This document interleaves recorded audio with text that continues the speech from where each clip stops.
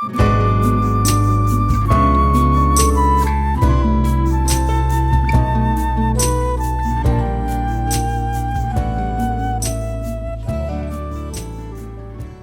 a Deus pela oportunidade de estarmos juntos mais uma vez. Já louvamos a Deus, adoramos, e agora nós vamos ouvir a palavra de Deus. Eu gostaria de convidar todos, ou abra a sua Bíblia, ou então ligue o seu smartphone. Nós vamos ler no Evangelho de João, iniciando no capítulo 11, versículos de 39 a 44. Eu quero que você fique com a Bíblia aberta, porque nós vamos ler de início esse versículo, mas vamos passear bastante nesse capítulo de João.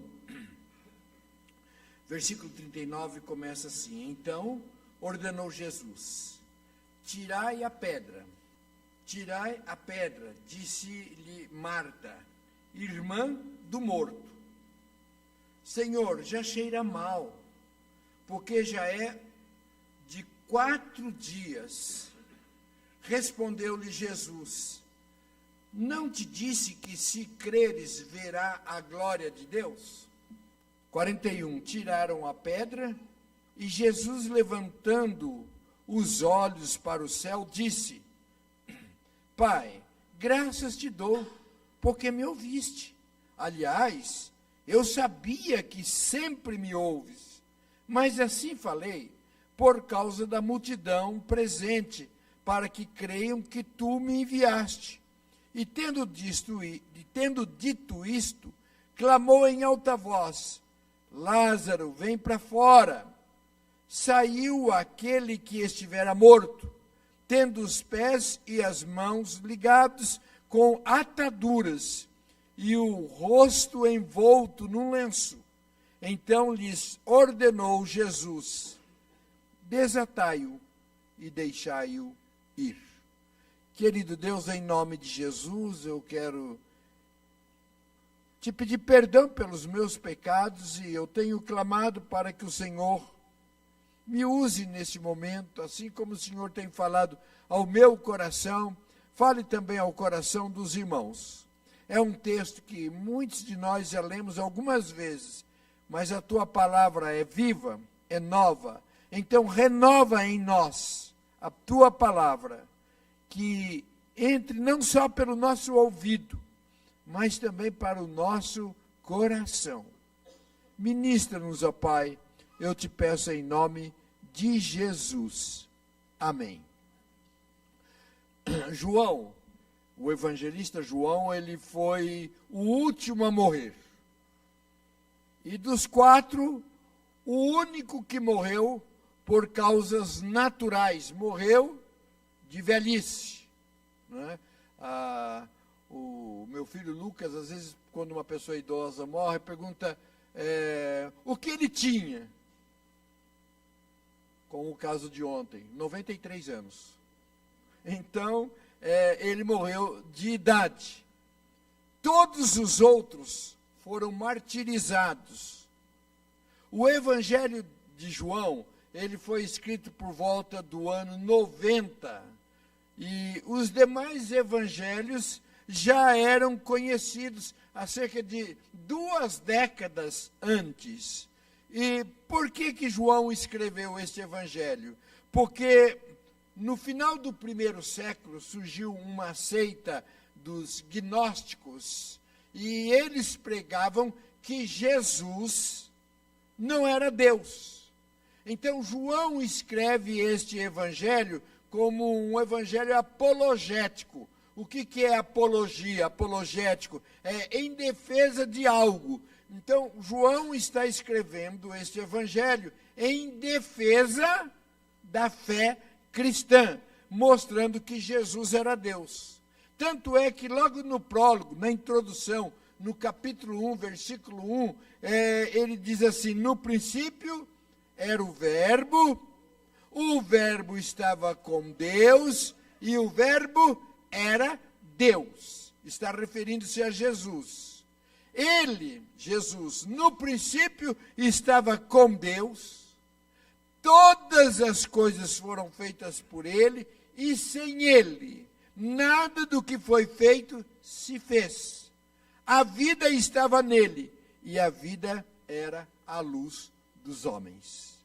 Então, desde o início, ele já deixa claro qual é o objetivo desse evangelho que ele está escrevendo. E ele narrou 7 milagres de Jesus. No Evangelho de João, ele narra 7 dos milagres de Jesus. No capítulo 2, ele fala do milagre da transformação de água em vinho. No capítulo 4, ele fala da cura do oficial de Herodes. No capítulo 5, ele fala do tanque de Betesda. No capítulo 6, fala da primeira multiplicação dos peixes. No capítulo 9, fala da cura do cego de nascença.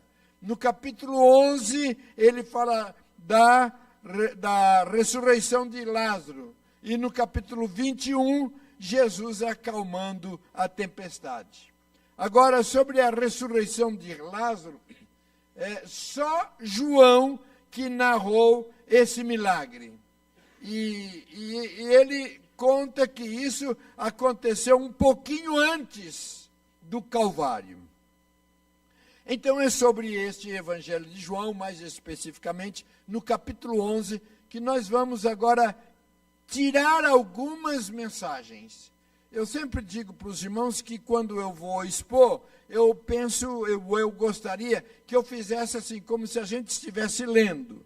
Então, você com a Bíblia aberta ou com o smartphone, você pode ir grifando, porque quando a gente faz isso, fica mais fácil da gente entender e até para explicar para outras pessoas depois. Então, no capítulo 11, no versículo 1, ele diz assim: estava um enfermo, Lázaro, de Betânia, da aldeia de Maria e de sua irmã Marta. Esta Maria, cujo irmão Lázaro estava enfermo, era a mesma que ungiu com bálsamo o Senhor e lhe enxugou os pés com os seus cabelos. Mandaram, pois, as irmãs de Lázaro dizer a Jesus: Senhor, está enfermo aquele que tu amas. Grife aí, está enfermo aquele a quem amas. Aí no versículo 5, ora, amava Jesus a Marta e a sua irmã e a Lázaro. Amava Jesus a Marta e a sua irmã e a Lázaro. Versículo 36, então disseram os judeus: vede quanto o amava.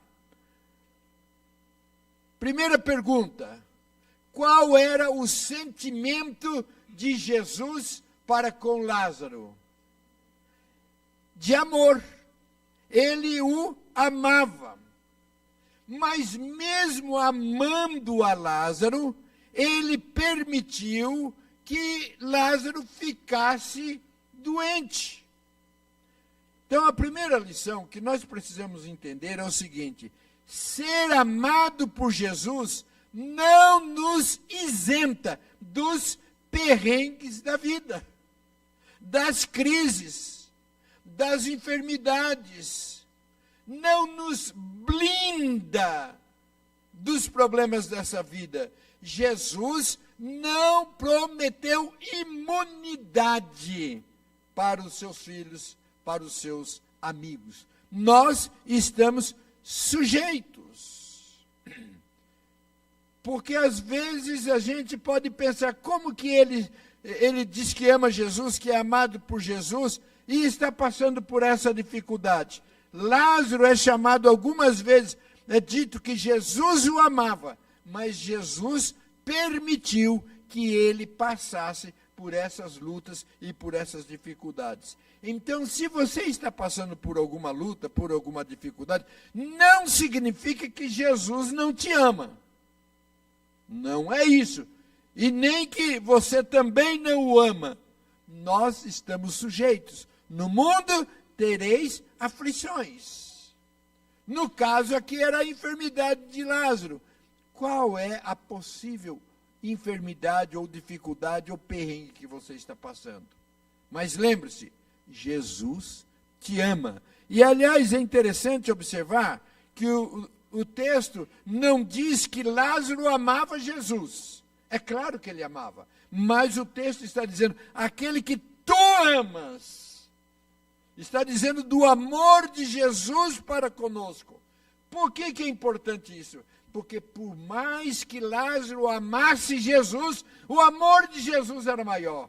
Por mais que nós amemos Jesus, o amor de Jesus para conosco é incondicional. Ele faz o que faz por nós por causa do seu amor para conosco.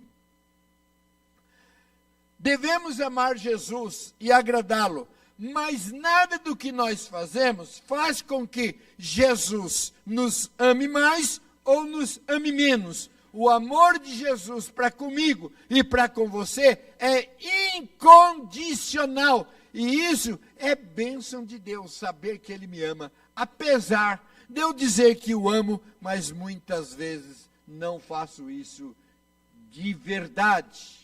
Ele faz o que faz por nós, por causa do seu amor para conosco. Mas vamos continuar a leitura. Agora no versículo 6. Ele soube que Lázaro estava doente. Mesmo sabendo que Lázaro estava doente, ele se demorou 2 dias no lugar onde estava. E no versículo 17 diz que chegando Jesus, ele encontrou Lázaro já sepultado havia 4 dias. Ele foi avisado, não foi na hora. Versículo 21, disse, pois, Marta a Jesus, Senhor, se estiveras aqui, não teria morrido o meu irmão. Versículo 37, alguns dos que estavam ali também, com a família, objetaram, dizendo, não podia ele, que abriu os olhos ao cego, fazer com que este não morresse? Então, Jesus recebe a notícia e demora alguns dias, 2 dias para ir.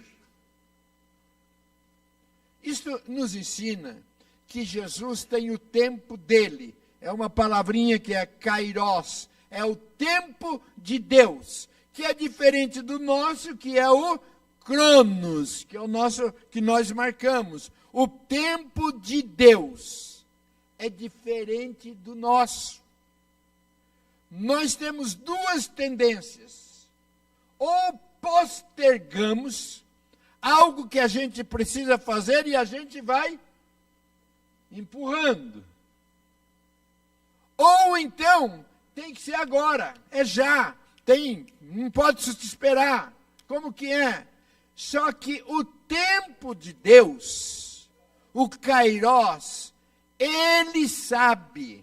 Às vezes citam aquele versículo assim, que Jesus tarda, mas não falta. Está escrito no 5º versículo, no quinto evangelho, nos 4 não tem. Isso aí é coisa de pessoas. Deus tarda, mas não falta. Não é? Ele não tarda e não falta, ele tem o tempo dele.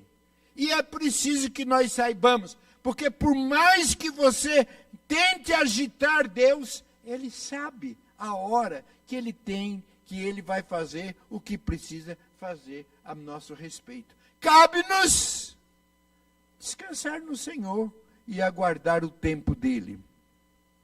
Agora é interessante que chamaram Jesus porque o Lázaro estava doente, então ele precisava de cura. Mas quando chegou, o problema era maior, Lázaro já tinha morrido. Às vezes, nós pedimos algumas coisas e não vem na hora. Pelo contrário, parece que a situação complica mais ainda. Senhor, eu preciso que tu me ajudes nas minhas finanças. E ele não vem e vai o juro sobre juro e tantas outras coisas que às vezes a gente pede e na hora. E parece que a coisa vai complicando mais ainda. Deus tem o tempo e tem o jeito dele fazer as coisas. Às vezes a gente pede e quer dar a receitinha para Deus, como que ele deve fazer. Deus tem o tempo, ele tem a maneira dele agir. No versículo 7, Depois disse aos seus discípulos: vamos outra vez para a Judeia. Disseram-lhe os discípulos: Mestre, ainda agora os judeus procuravam apedrejar-te e voltas para lá? Versículo 16. Tomé, chamado Dídimo, disse aos discípulos: vamos também nós para morrermos com ele. Deste versículo, temos alguns ensinamentos. Aqui nós aprendemos sobre a fidelidade dos discípulos. Ele sabia o que poderia acontecer, mas eles dizem: estamos juntos, vamos juntos. Eles tiveram fé, não abandonaram Jesus. Até aqui tudo bem, eu venho com o senhor. Agora o senhor vai para lá e eles estão querendo matar e a gente vai junto? De jeito nenhum. Aí vai sozinho. Não, o senhor vai para lá? Se é para morrer, nós vamos morrer juntos. Não abandonou. E também eles sabiam que havia algo especial. Algo especial aconteceria. Por quê? Porque estando com Jesus, sempre algo especial acontece. E nós viemos aqui nesta manhã por causa de Jesus. Então estejamos certos que algo especial também acontecerá na nossa vida. Você crê nisto? Amém? Então é dessa forma. Não abandonamos Jesus. Tem muitas pessoas que estão com Jesus enquanto tudo está correndo bem. Jesus está abençoando, está numa boa, está legal. Mas quando surge até a possibilidade de alguma coisa não dar certo, este Jesus não serve para mim. Mas estes discípulos estavam com Jesus. Olha, lá é perigoso, mas o senhor vai? Vamos juntos, estamos juntos. Não abandonamos Jesus. Primeiro, porque ele nunca nos abandona. Não, nunca nos abandona. E em segundo lugar, porque é o seguinte: se ele está indo para lá, é porque alguma coisa especial vai acontecer. Onde Jesus está, coisas especiais acontecem. Se eles tivessem ficado, não vou correr esse risco não, eu sei como que é o negócio. Se eles tivessem ficado, eles não teriam presenciado um dos maiores milagres realizados por Jesus. Eles foram e viram. Quem abandona Jesus não vê os milagres dele acontecerem. Se ele fosse de imediato,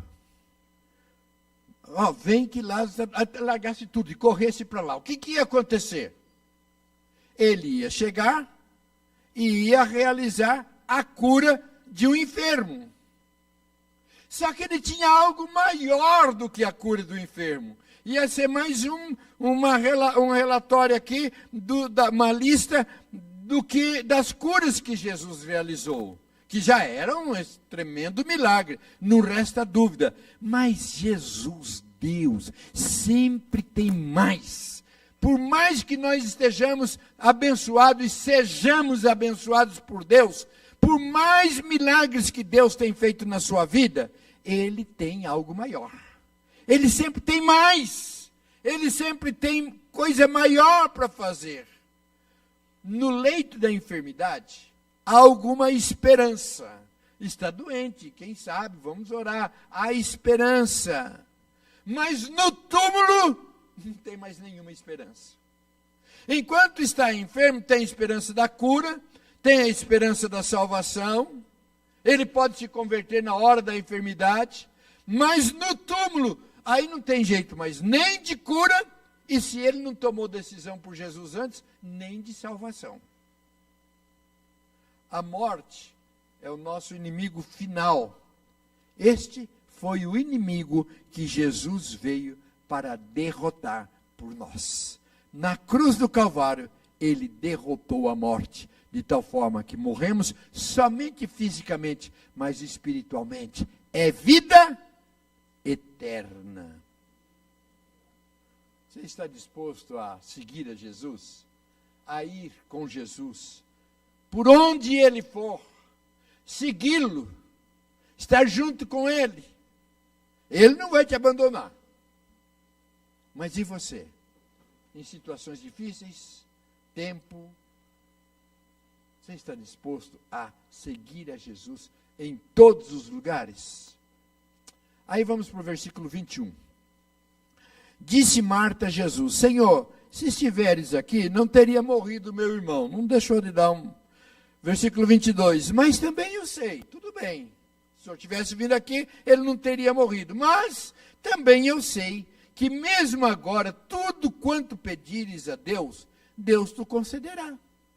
Declarou-lhe Jesus: teu irmão há de ressurgir. Eu sei, replicou Marta, que ele há de ressurgir na ressurreição do último dia. Disse-lhe Jesus: eu sou a ressurreição e a vida. Quem crê em mim, ainda que morra, viverá. E todo o que vive e crê em mim não morrerá eternamente. E aí vem a pergunta: você acredita nisso? Você crê nisso? E ela respondeu: sim, Senhor. Eu tenho crido que tu és o Cristo, Filho de Deus, que devia vir ao mundo. Algumas coisas também aqui, algumas lições.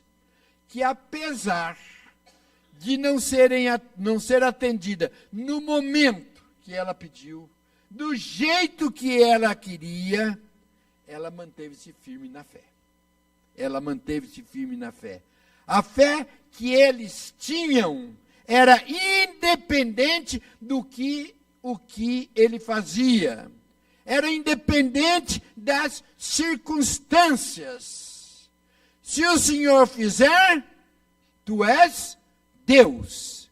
E se não fizer, continua sendo meu Deus. Então, não fez uma oração, não recebeu a resposta do jeito que ela queria.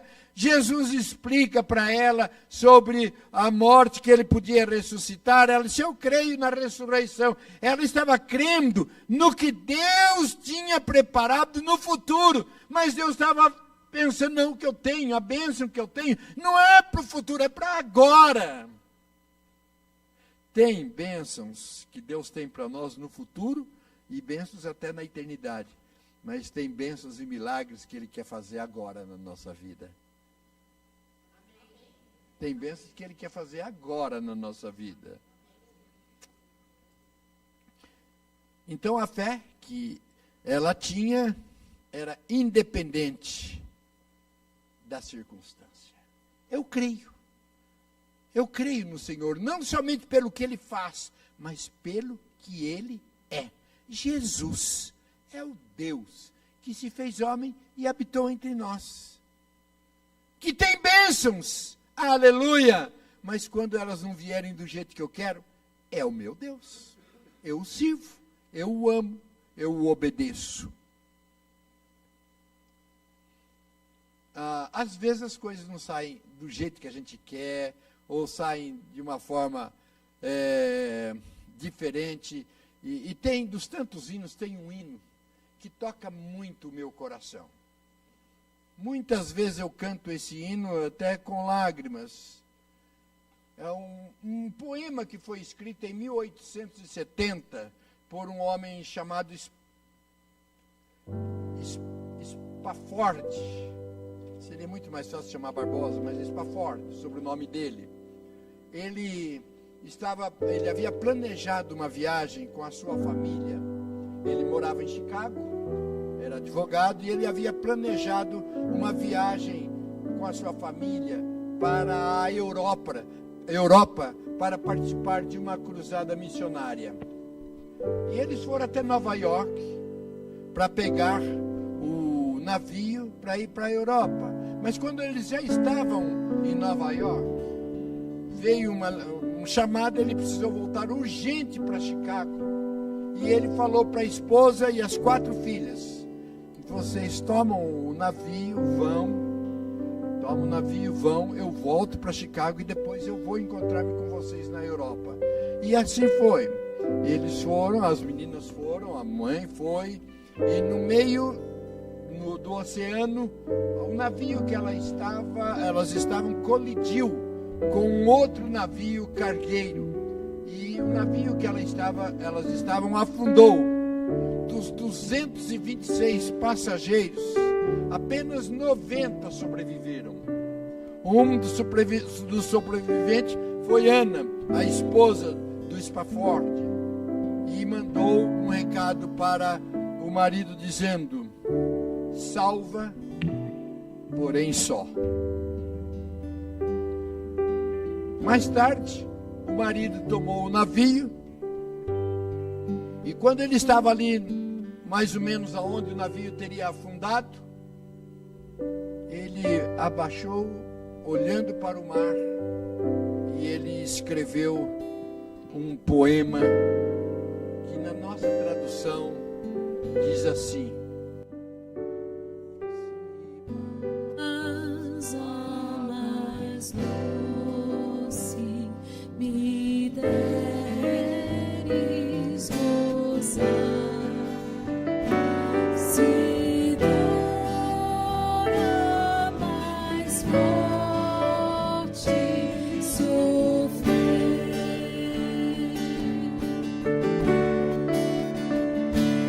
ó, seja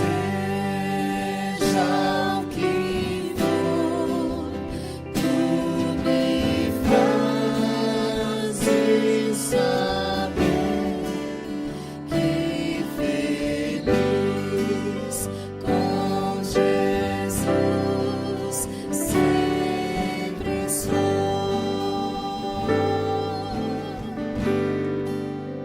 Sou feliz com Jesus,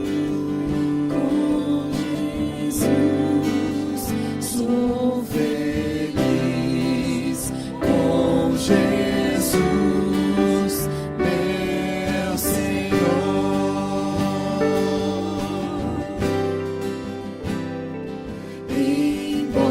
Embora me assalte o cruel Satanás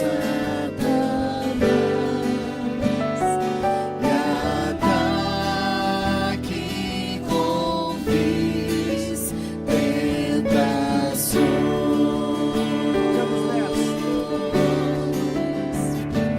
ó, certo eu estou, apesar de aflições, e feliz eu serei com Jesus. Sou feliz com Jesus, sou feliz com Jesus, meu Senhor.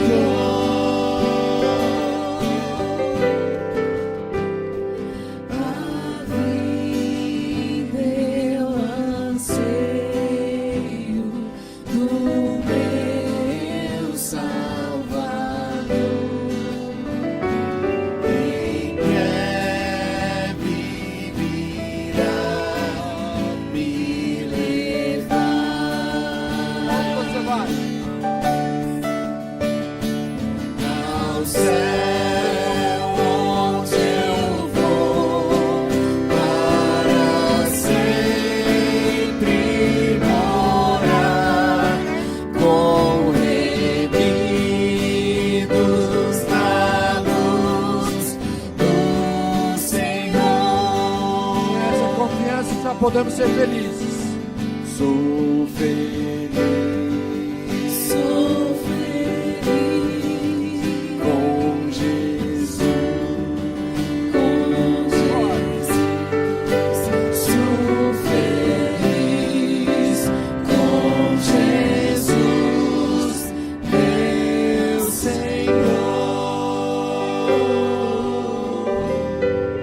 Sou feliz com Jesus.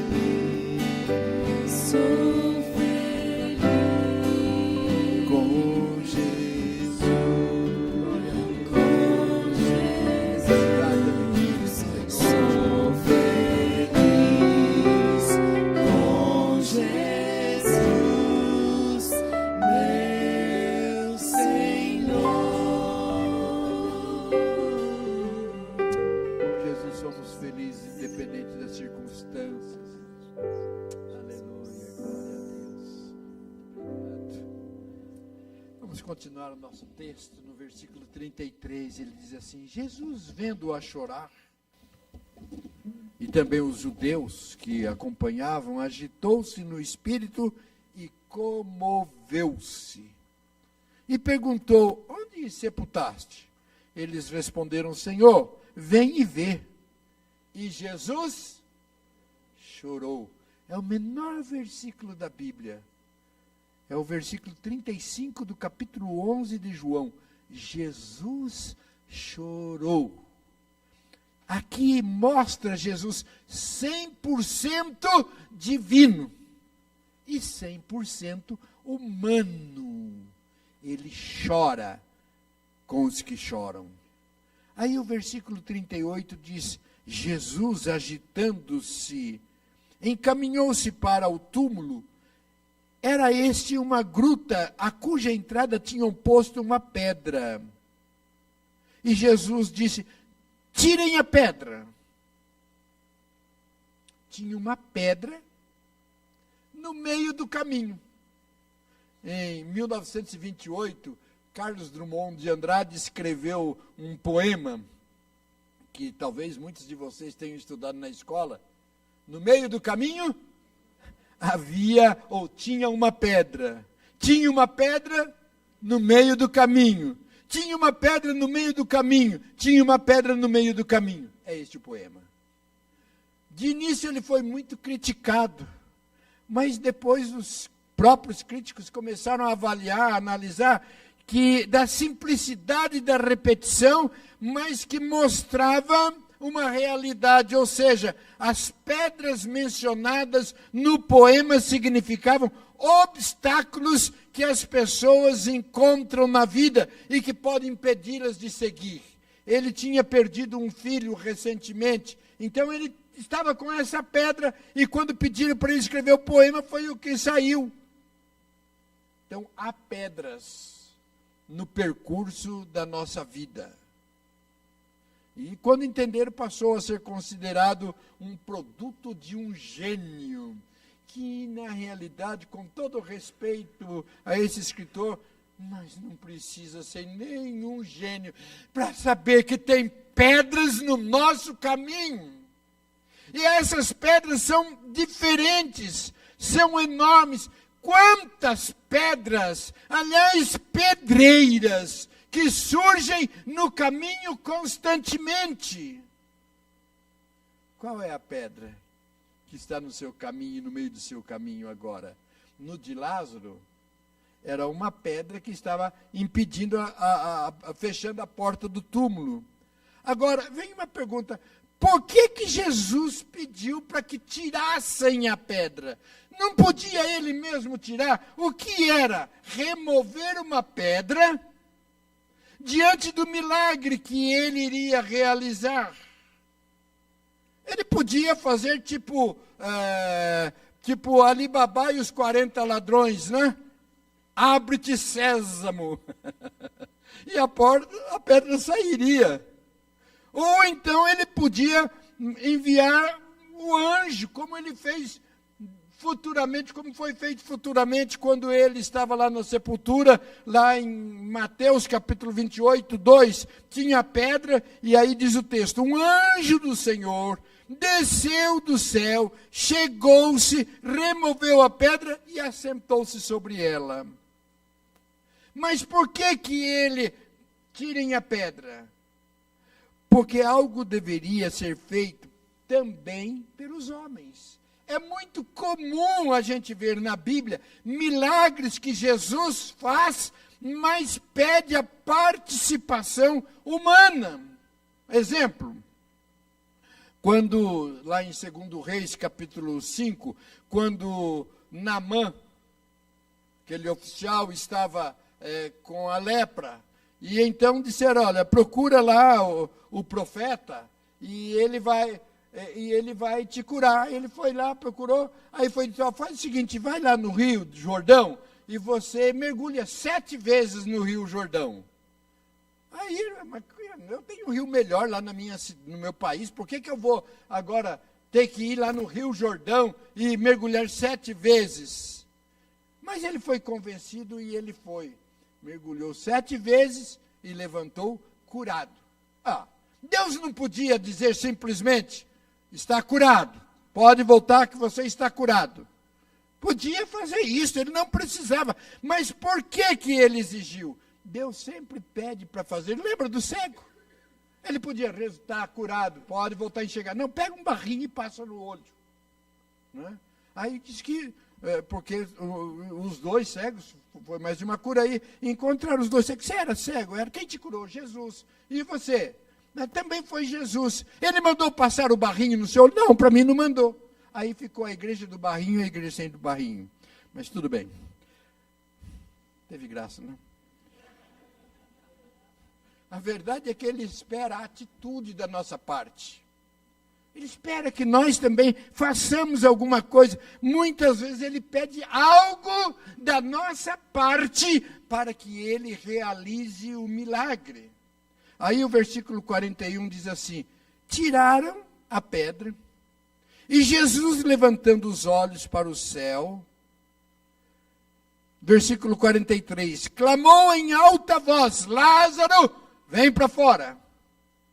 Versículo 44, e saiu aquele que estivera morto, tendo os pés e as mãos ligados com ataduras, e o rosto envolto num lenço.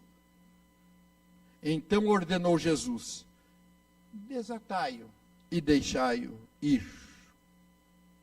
Lá no capítulo 12 você vai ver novamente Lázaro agora participando de um banquete. Se ele tivesse ressuscitado, mandado que Lázaro ressuscitasse, e ele ficasse dentro do túmulo, ele estaria vivo, mas tinha uma pedra que o impedia de seguir a vida. Tem gente que já ganhou a nova vida, já é salvo por Jesus, já tem a vida eterna, mas continua preso pela pedra. O que adiantaria ficar vivo, enfaixado dentro da caverna? Tem gente que já tem a vida, mas está preso, está amarrado por faixas. E Deus, quando faz a obra na nossa vida, Ele quer nos garantir não somente a vida eterna, mas vida abundante. Então nós precisamos tirar a pedra, nós precisamos fazer essa parte para que Deus, então, para que desfrutemos do milagre completo de Deus. Ele já nos deu vida, vida abundante, e Ele quer que nós vivamos nesse milagre, mas muitas vezes ficamos presos, porque tem pedra, tem ataduras, tem coisas que nos impedem de uma vida abundante, de uma vida gostosa, de desfrutar a vida que Deus nos dá. Quase que eu digo aleluia, glória a Deus. Ele quer nos dar vida. Ele faz o milagre. Tire a pedra, as ataduras, para que possamos desfrutar do que Ele tem para nós. Uma ocasião, Jairo, era o chefe da sinagoga, ele procurou Jesus em favor da sua filha que estava enferma. E quando Jesus chegou na casa de Jairo, a menina tinha acabado de morrer. Acabado de morrer. E Jesus, está lá em Marcos capítulo 5, no versículo 41, Jesus tomou a criança pela mão e disse: Talita cumi, que quer dizer, menina, eu digo a você, levante-se. Imediatamente a menina se levantou e começou a andar. No Evangelho de Lucas, ainda acrescenta que mandou que lhe dessem de comer. Então, aqui nós temos uma experiência de um milagre, de uma menina que havia acabado de morrer, e Jesus pega na mão da menina e diz: levanta. Fez um milagre ali na hora. Em outra ocasião, Jesus entrava na cidade de Naim e viu uma viúva com um grupo de pessoas que estava levando o menino, aliás, seu filho único. levando para o cemitério. Era um enterro que estava acontecendo.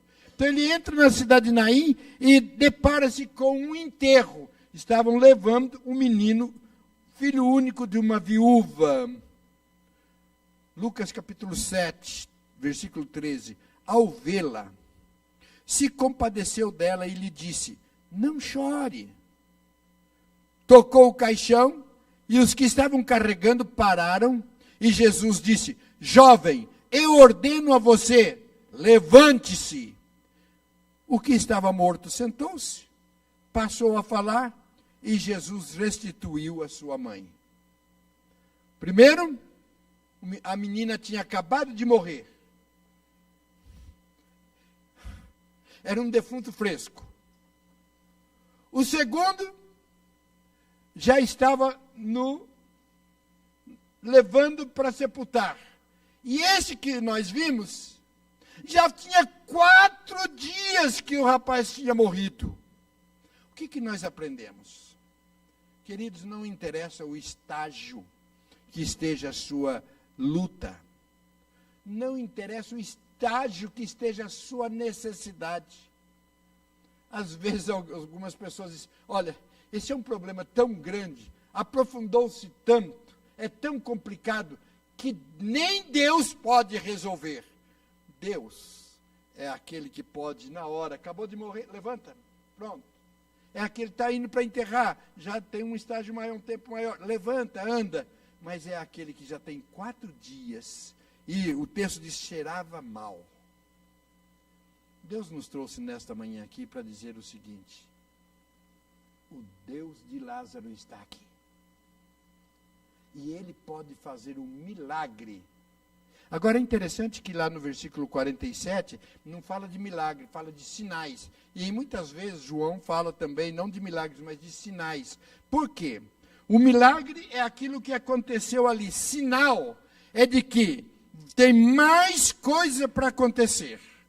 Eu estava lendo um comentarista e ele dá a seguinte explicação: você está indo para o shopping, e aí você vê uma placa: shopping a 500 metros. O que é aquilo? É apenas um sinal. Mas se você seguir o sinal, tem o shopping, tem mais coisas para você ver.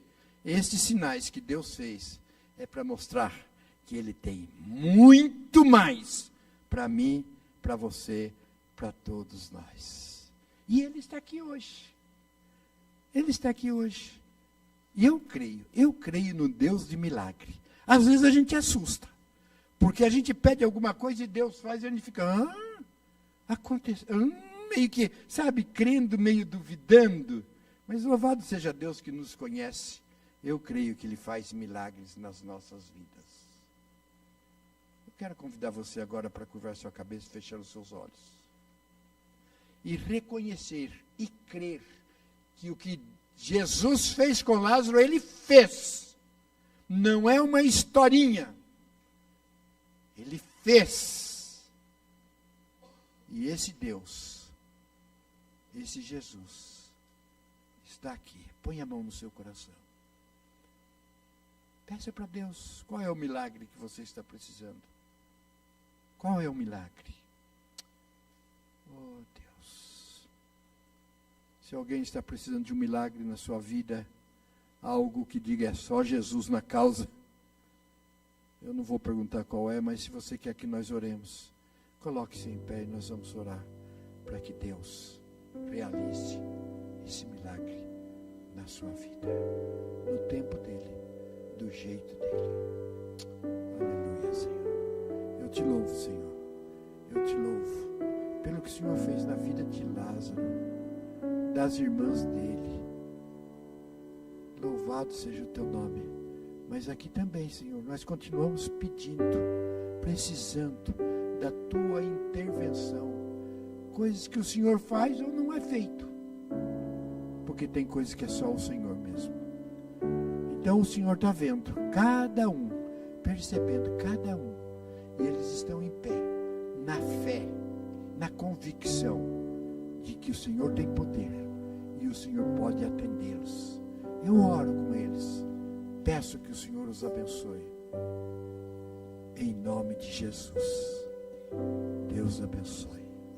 Deus abençoe. Que testemunho maravilhoso que nós lemos. Quando Deus realizar esse milagre também, não cale a sua boca. Compartilhe. Fez na minha vida este milagre. Que Deus nos abençoe.